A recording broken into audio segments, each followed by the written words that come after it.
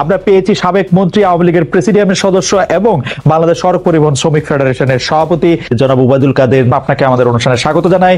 আপনি আমাদের সময় দিয়েছেন, সেজন্য শুভেচ্ছা ও কৃতজ্ঞতা জানবেন। আমাদের সাথে আরো থাকছেন ডক্টর মোহাম্মদ ইউনুস। ডক্টর মোহাম্মদ ইউনুস, আপনাকে আমাদের অনুষ্ঠানে স্বাগত জানাই। আমাদের সময় দিয়েছেন, সেজন্য শুভেচ্ছা ও কৃতজ্ঞতা জানবেন। জনাব ওবায়দুল কাদের, আমরা একটু আপনার কাছ থেকে এটিও জানতে চাইবো, আওয়ামী লীগের হাজারো নেতাকর্মী পালিয়ে গেছেন ভারতে, ঢাকার বদলে যেন কলকাতায় তারা সভা করছেন, মত বিনিময় করছেন, উদ্যানে আড্ডা দিচ্ছেন, ঘরের মাঠে বাদাম চিবুচ্ছেন। যে শেখ হাসিনার পার্লামেন্ট নাকি এখন কলকাতায়, শেখ হাসিনার ক্যাবিনেট সদস্যরা কি সত্যি এখন দিল্লিতে? জনাব ওবায়দুল কাদের, এই বিষয়টি আপনার কাছ থেকে একটু জানতে চাইবো আমরা। চলমান বিচার থেকে নিজেকে বাঁচানোর লক্ষ্যেই তিনি এ ধরনের রাষ্ট্রবিরোধী ষড়যন্ত্রে লিপ্ত রয়েছেন। তার এ সকল বেআইনি অপরাধমূলক কর্মকাণ্ডের আমরা নিন্দা করছি এবং প্রচলিত আইনে তার বিরুদ্ধে ব্যবস্থা গ্রহণের জন্য ডক্টর মোহাম্মদ ইউনূস সরকার সহ সংশ্লিষ্ট সকলকে অনুরোধ জানাচ্ছে। জনাব ওবায়দুল কাদের, মাফিয়া বাহিনী যারা গত 15 বছর ধরে তার হুকুমে মানুষ ধরছে, কুচকাটা করছে, সবগুলি ইনস্টিটিউশন ধ্বংস করছে, পলানোর সময় সেই মানুষগুলির কথাও মনে পড়লো না এতিম লীগ জননী শেখ হাসিনা। আজকে ইউনূস কত নির্লজ্জ, তিনি ভারতকে অনুরোধ করেন শেখ হাসিনাকে থামাতে। শেখ হাসিনা আক্রান্ত, আক্রমণকারী নয়, তাকে থামাবে। আক্রমণকারীদের তারা যাদের সঙ্গে আপনি আছেন, বিবৃতি দিয়ে দেশের অভ্যন্তরের বিষয়ে হস্তক্ষেপের জন্য বিদেশিদের প্রতি আহ্বান জানান ডক্টর।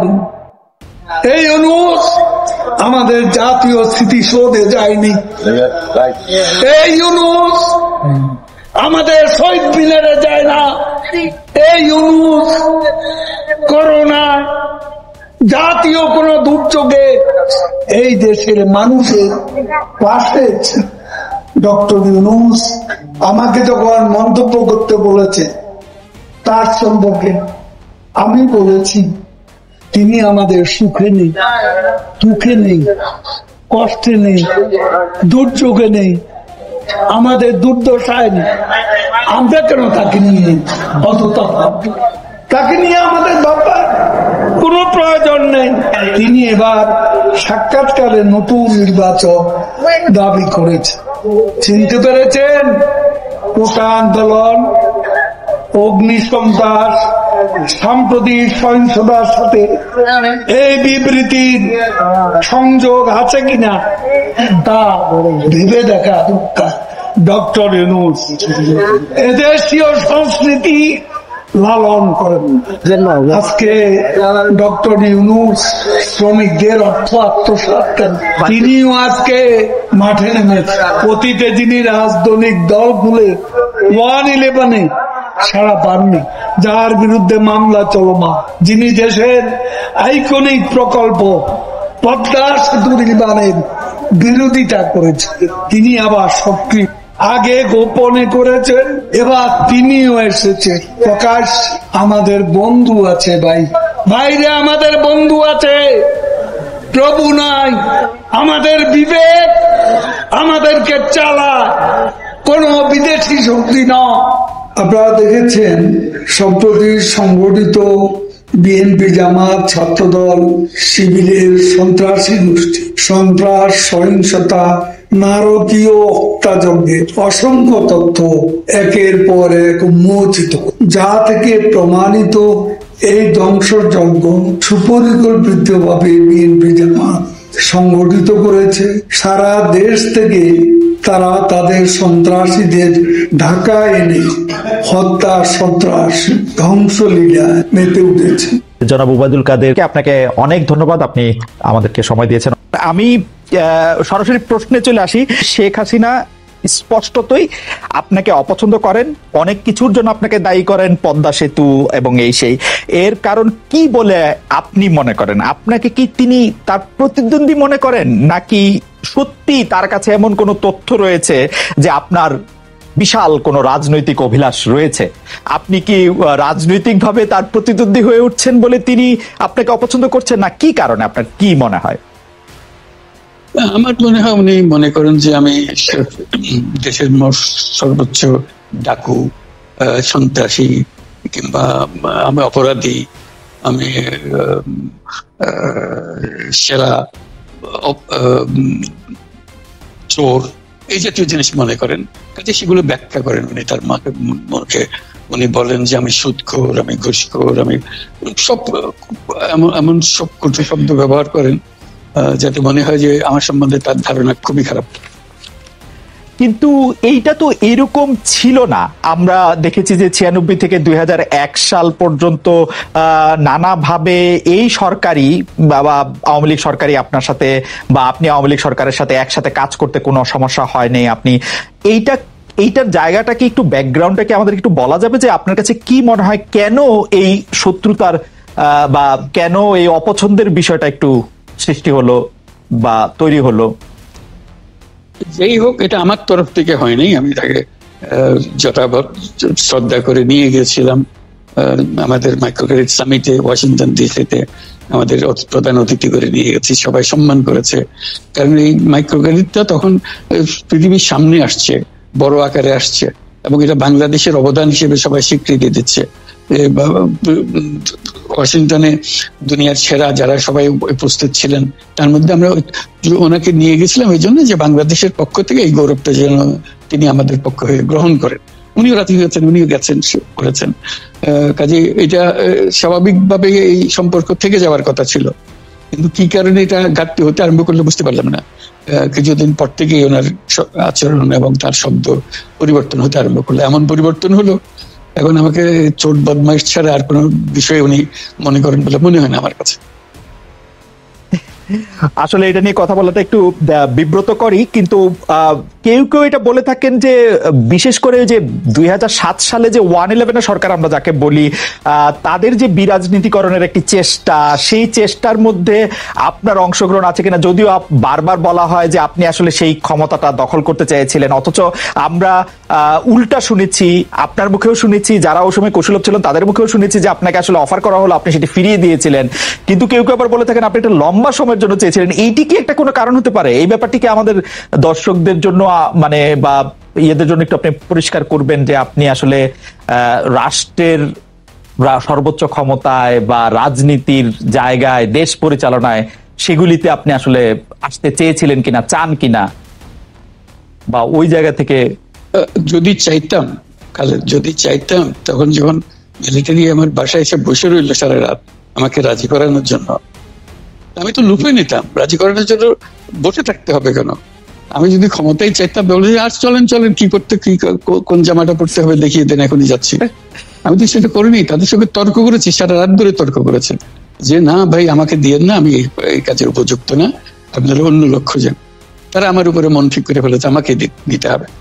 আমি বারে বারে বলতেছি তাদেরকে, তারা নিরাশ হয়ে ফিরে গেল, বললো যে সকালবেলায় আবার আসবো, সকালবেলায় আসলে তখন আপনি আমাদেরকে বলেন যে রাজি আছেন। আমি বললাম না, সকালবেলা আসলে একই কথা পাবেন। কারণ আমি তো এটা এমন কিছু না যে মনের মধ্যে সন্দেহ রেখে, দ্বন্দ্ব রেখে আপনাদের বলছি, অত্যন্ত পরিষ্কার ভাবে আপনাদের কাছে বলছি। কাজে তা না হলে তো আমি সঙ্গে সঙ্গে রাজি হয়ে যেতাম। কে ছাড়ে যে আপনাকে দেশের পুরো সরকারের প্রধান হবার জন্য আহ্বান জানাচ্ছে, বাংলাদেশে এরকম কয়জন মানুষ আছে বলবো যে না, আমি এই দায়িত্ব গ্রহণ করব না। আমি তো করলাম সেটা। এখন আমার নামে বলা হচ্ছে 10 বছর ছিল। আমি বছর দিয়ে তো প্রশ্নই ওঠে না। প্রশ্ন হচ্ছে আগামীকাল সকালবেলা আপনি শপথ গ্রহণ করবেন, এই কথা। আমি বলছি না, করবো না।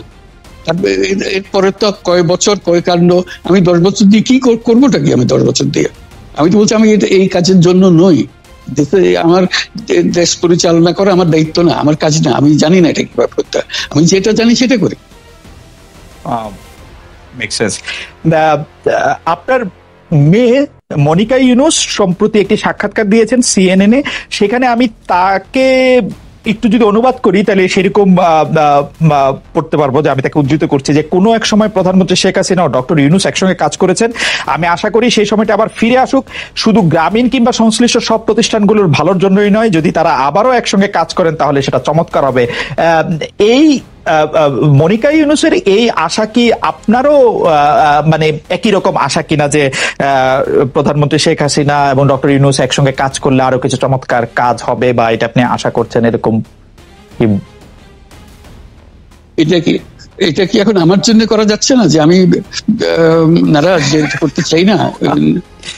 তুমি ভাবখানা এমন করছো যে আমি আপত্তি করছি, আমি কাজ করতে চাই না। আমাকে যে বললাম চোর বদমাইশ করে রেখেছে, সেখানে কাজ করার তো কথাই উঠছে না। আমার নাম উঠলেই ওনার রাগ উঠে যায়। আমাকে সুদখোর না বললে ওনার মন তৃপ্ত হয় না। আমাকে চুবিয়ে না ডুবালে, পদ্মা নদীতে আমাকে চুবিয়ে না ডুবালে ওনার মনে শান্তি আসে না। কাজে আমি কি করে বলবো? ওনাকে বলতে তো হবে, ওনাকে যদি কিছু বলতে হয়। পদ্মা নদীর কথাটা যখন উঠলোই, পদ্মা ব্রিজ সম্পর্কে যে কথাটা সরকারের উচ্চ মহল থেকে এটা বলা হয় যে আপনি আপনার ক্ষমতা ব্যবহার করে বা আপনার পরিচিতি ব্যবহার করে বা আপনার যে একটা সাংঘাতিক রকমের গ্রহণযোগ্যতা সারা দুনিয়াতে আছে, যেটি আসলে ওয়ার্ল্ড ব্যাংক সহ অন্য জায়গায় আছে, সেটি দিয়ে আসলে আপনি পদ্মা সেতুটা বাংলাদেশ যাতে ঋণ না পায় সেটির জন্য আপনি চেষ্টা করেছেন। এই ব্যাপারটা নিয়ে কি আপনি একটু কিছু বলবেন, যে এটা আপনার বিরুদ্ধে একটা অভিযোগ? কি বলবো, এটা বলো, এটা হাস্যকর একটা কথা মুখ থেকে বলে ফেললো চোর ডাকাতের মতো, এটাও আরেকটা বলে ফেললো, এটাই সত্য হয়ে গেল। আমরা যে বারে বারে বিবৃতি দিলাম তখন এটা প্রশ্নই ওঠে না। আমরা বাংলাদেশের নাগরিক হিসেবে আমরা গৌরবান্বিত যে এই পদ্মা সেতুর উপরে আমরা একটা সেতু বানাতে পারবো, এটার জন্য আমরা সবাই চাই। কাজে এটা তো বিরোধিতা করার তো প্রশ্নই ওঠে না। কেন বিরোধিতা করবো? দেশে যে একটা বড় রকমের ঘটনা ঘটতে যাচ্ছে, সেটা তো আমরা সবাই সমর্থন করেছি। বলেই চললেন। এখন একজনে বলতে থাকলে তো আমার করার কিছু তো নাই। উনি এত শক্তিধর যে এখানে আমার কথা তো কিছুই থাকে না। ওনার সরকারের যাবতীয় প্রচার যন্ত্র ওনার হাতে। আমার তো আমার বলার যত তীক্ষ্ণ। আপনি তো কথা বলেন না, বললে তো নিশ্চয়ই আপনার সাথে না। একটি প্রশ্ন আসছে যে পদ্মা সেতুর যখন উদ্বোধন করা হবে তখন কি আপনাকে নিমন্ত্রণ জানানো হয়েছিল? মানে রাষ্ট্রের পক্ষ থেকে এরকম বলা হয়েছিল যে আপনাকেও নিমন্ত্রণ জানানো হবে, বা আপনি মনে আছে কিনা? মনে পড়ে না এরকম করছে। আচ্ছা, মনে না। আমাকে যে বললাম চোর বদমাইশ করে রেখেছে, সেখানে কাজ করার তো কথাই উঠছে না। আমার নাম উঠলেই ওনার রাগ উঠে যায়। আমাকে সুদখোর না বললে ওনার মন তৃপ্ত হয় না। আমাকে চুবিয়ে না ডুবালে, পদ্মা নদীতে আমাকে চুবিয়ে না ডুবালে ওনার মনে শান্তি আসে না। কাজে আমি কি করে বলবো? ওনাকে বলতে তো হবে, ওনাকে যদি কিছু বলতে হয়। পদ্মা নদীর কথাটা যখন উঠলোই, পদ্মা ব্রিজ সম্পর্কে যে কথাটা সরকারের উচ্চ মহল থেকে এটা বলা হয় যে আপনি আপনার ক্ষমতা ব্যবহার করে বা আপনার পরিচিতি ব্যবহার করে বা আপনার যে একটা সাংঘাতিক রকমের গ্রহণযোগ্যতা সারা দুনিয়াতে আছে, যেটি আসলে ওয়ার্ল্ড ব্যাংক সহ অন্য জায়গায় আছে, সেটি দিয়ে আসলে আপনি পদ্মা সেতুটা বাংলাদেশ যাতে ঋণ না পায় সেটির জন্য আপনি চেষ্টা করেছেন। এই ব্যাপারটা নিয়ে কি আপনি একটু কিছু বলবেন, যে এটা আপনার বিরুদ্ধে একটা অভিযোগ? কি বলবো, এটা বলো, এটা হাস্যকর একটা কথা মুখ থেকে বলে ফেললো চোর ডাকাতের মতো, এটাও আরেকটা বলে ফেললো, এটাই সত্য হয়ে গেল। আমরা যে বারে বারে বিবৃতি দিলাম তখন এটা প্রশ্নই ওঠে না। আমরা বাংলাদেশের নাগরিক হিসেবে আমরা গৌরবান্বিত যে এই পদ্মা সেতুর উপরে আমরা একটা সেতু বানাতে পারবো, এটার জন্য আমরা সবাই চাই। কাজে এটা তো বিরোধিতা করার তো প্রশ্নই ওঠে না। কেন বিরোধিতা করবো? দেশে যে একটা বড় রকমের ঘটনা ঘটতে যাচ্ছে, সেটা তো আমরা সবাই সমর্থন করেছি। বলেই চললেন। এখন একজনে বলতে থাকলে তো আমার করার কিছু তো নাই। উনি এত শক্তিধর যে এখানে আমার কথা তো কিছুই থাকে না। ওনার সরকারের যাবতীয় প্রচার যন্ত্র ওনার হাতে। আমার তো আমার বলার যত তীক্ষ্ণ। আপনি তো কথা বলেন না, বললে তো নিশ্চয়ই আপনার সাথে না। একটি প্রশ্ন আসছে যে পদ্মা সেতুর যখন উদ্বোধন করা হবে তখন কি আপনাকে নিমন্ত্রণ জানানো হয়েছিল? মানে রাষ্ট্রের পক্ষ থেকে এরকম বলা হয়েছিল যে আপনাকেও নিমন্ত্রণ জানানো হবে, বা আপনি মনে আছে কিনা? মনে পড়ে না এরকম করছে। আচ্ছা, মনে